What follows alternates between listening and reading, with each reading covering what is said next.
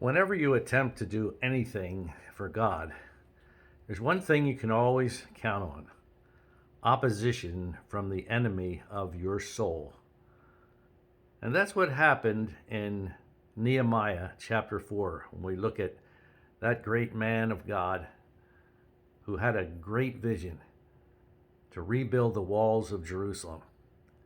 And that work was progressing beautifully as the people worked with all their heart, it says. I'm John Kuert, and this is Heart to Heart. Once again, coming to you, and I hope and pray that these messages are an inspiration to you each and every day.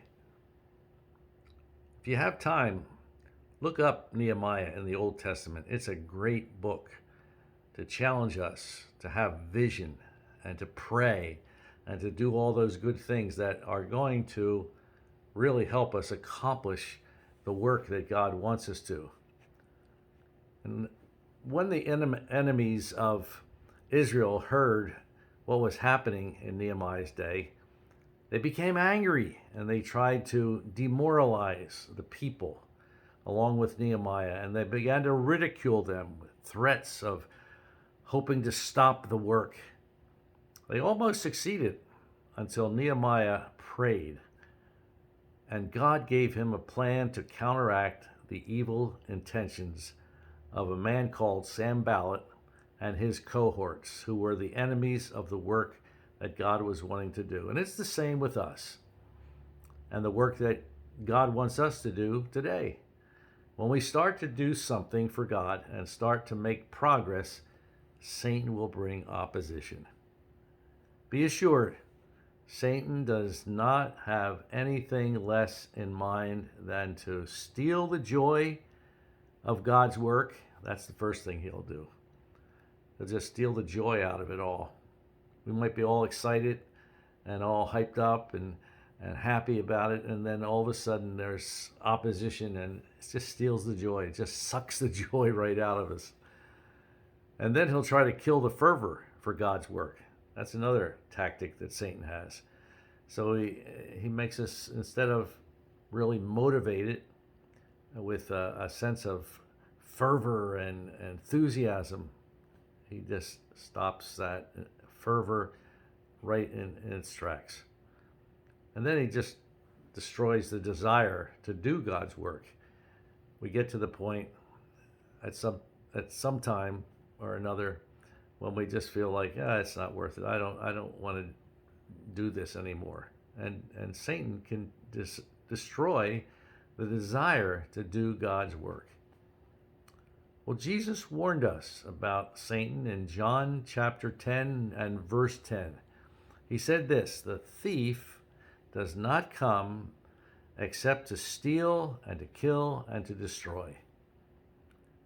And that's why we must always be armed for the battle. We must always keep anchored in the truth, and we must stay activated to work. Remember, if God is for us, who can be against us? And so on this day, September the 5th, I think, Labor Day 2022. Let's, while we're thinking about the work and honoring the labor of mankind, so to speak, let's remember God's work. Let's put that at the front. Let's make that the most important, a priority in our lives. And let's not allow the enemy of our souls to destroy us, to rob us of the joy of it, to take away the desire for it or the motivation or the fervor for it.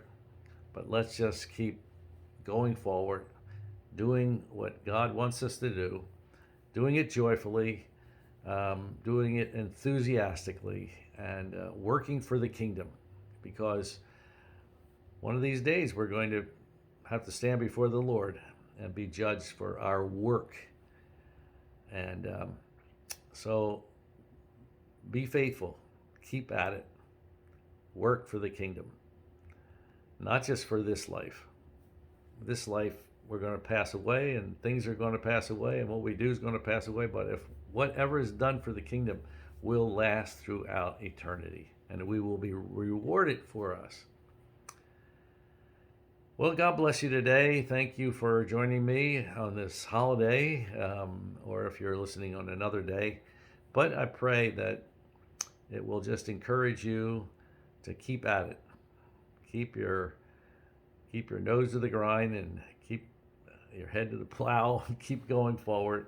Keep doing something for God, no matter how small it might be. Just keep doing something for the Lord. Lord willing, we'll see you again tomorrow or very soon. And in the meantime, I just want to say again, thank you for joining me for another heart-to-heart talk. And I do pray that you'll be blessed by it, and do bless us by coming and visiting us at the church there, Alpha Assembly in Clarion, Pennsylvania. In the meantime, God bless you. Have a great, great day. Bye-bye.